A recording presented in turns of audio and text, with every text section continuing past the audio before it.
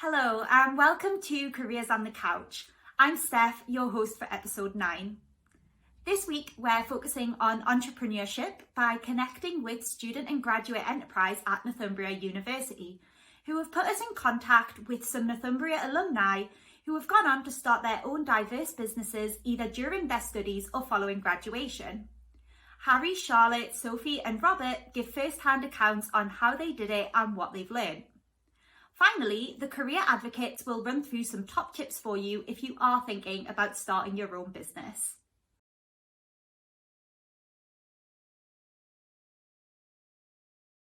Hello, so my name is Harry Ronchetti and I'm a freelance UX designer and React developer.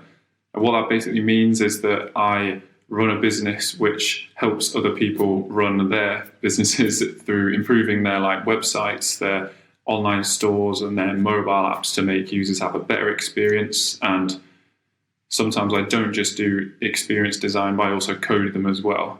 Now, I set up my business in June 2020. This was just after the first lockdown. And as you can probably imagine, with everything going online, even more so, and e-commerce booming, I thought it was just a good idea to take the leap at that time. And it's paid off really well since. So it was worth the risk. I graduated about 2 years ago, so I've had a couple of years of industry experience and placement year that I did at uni as well to help me kind of prepare for this.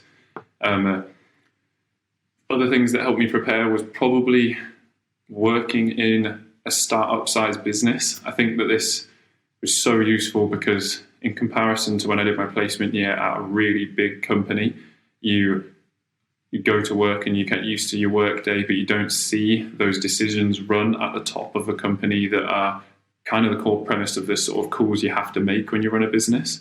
It's usually always comes down to money and relationships with other people, like suppliers that you have to work with or clients. Working in a startup sized business really helped me see this firsthand instead of not getting any exposure to it at all, which would have meant that if I'd not worked in a startup beforehand, I would have had probably a lot steeper learning curve when I did start my business. So it was definitely very useful to do that. The support I've had from the graduate and student enterprise has been great. I think for me, someone who helps other people's businesses succeed through online and improving their experiences and making websites and apps for people, I already covered quite a lot of areas that they help other businesses, but two that they really helped me out that I didn't do was accounting and legal stuff. These are two things that realistically you can't just have a go at yourself. Sometimes you need someone who knows what they're doing, and they've got great access to mentors that will be able to give you tips or help you and do some of this sort of thing for you. So I definitely think I've struggled a lot more without the support from the graduate and student enterprise.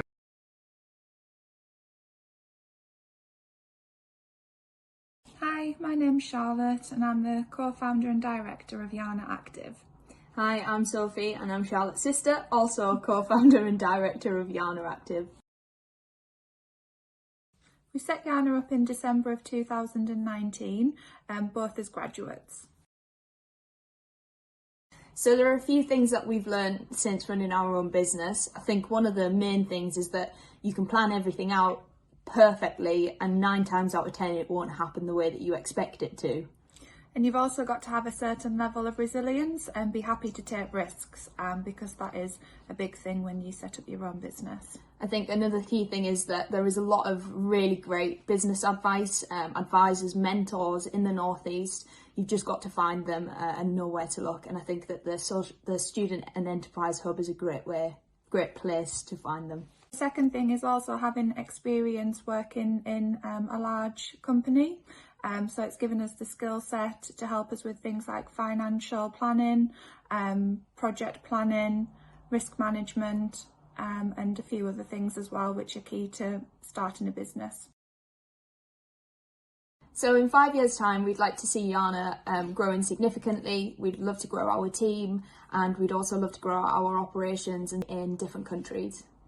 We'd also like to have a local Yana hub, which is for our local Northeast community, and we'd also like to be the leaders of our market in terms of technology that we have in our products, and really stand out from our competitors.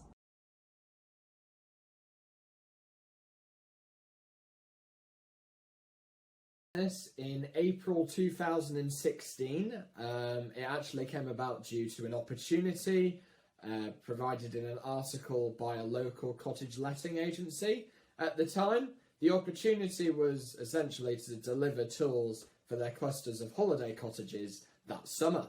And as I love to entertain people and show off this great region to all my friends and family, sounded like the ideal job for me. So I phoned up and said, I'll do it. And this kind of gave me a few months and a deadline to set up the business. And that's how its journey began, I suppose. I actually set up the business on the first year of my degree, Entrepreneurial Business Management. This was a course completely designed for setting up your own business and relating the theory alongside it. For anyone that wants to set up their own business, I highly recommend it. It's definitely the perfect degree that I could have ever done. And it's a team-based course too. So it teaches you how to deal with other people. And whether you want to go into your own business or not, work-wise, generally, it's all about working with people. So it gives you a lot of life skills as well that are important. In terms of what prepared me for the world of self-employment, I would say, again, it was the degree. I kind of felt like it was a trial period, almost. It was a very safe space and environment where you could try new things and experiment and learn without there being, you know, that many severe consequences if you failed. And, you know, as they say, the best way to learn is by failure and then to try again. And so it was almost like a trial period that gave me the freedom to try new ideas, new businesses, before I decided to go full-time with the business when I graduated in 2018. What other support I've had? I've been to a lot of workshops that have helped me with various different things like my website, marketing and branding generally, growth, taking that business to the next level with recruitment and employment, and inevitably how I'm going to scale the business in years to come. And of course, just, you know, once again, I suppose the network and all of the contacts that are involved in this network, extremely useful for opportunities for the business, and I'll always owe a lot to the Student and Graduate Enterprise Service.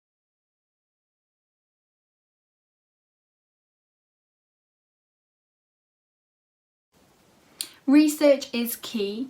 Don't rush into starting your own business until you've put the hard work into your research. Whilst you may think your idea is great, it is always best to prove that with solid and in-depth feedback. You can carry out competitor and customer research, but remember, never do one without the other. Branding is your company image. Keep up appearances with a brand that resonates and communicates directly to your target customer. Don't be scared to network. Build up your connections. They'll be important to you along your way throughout your startup journey and beyond. Customer relations. Your customers are your biggest fans, so don't let them down. Provide a great quality service and keep on top of communication through the relevant channels to ensure you're listening and learning from your customers. Think big, but don't forget about the little steps. Dreaming up your idea is great, but it can sometimes cloud the journey you need to take to help you get there. It's not often a successful company got to where they are overnight. Take those baby steps until you have the resources you need to help you reach the dream. If something is not quite going how you planned, take a step back and refocus on where you're going wrong.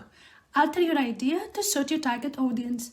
Don't forget to go back to the customer research stage if something major has changed and you need to learn what your customers are looking for now. A business is always learning and changing to suit demand. We hope you are settling in nicely into semester 2 and hope you have found episode 9 of Careers on the Couch useful if you are considering or wanting to become your own entrepreneur. If you would like any more information or wanting some extra advice on setting up your own business, the Enterprise Hub is the place to go, or send an email along to nu.enterprise@northumbria.ac.uk to share your ideas, as we are here to support you. Thank you for watching.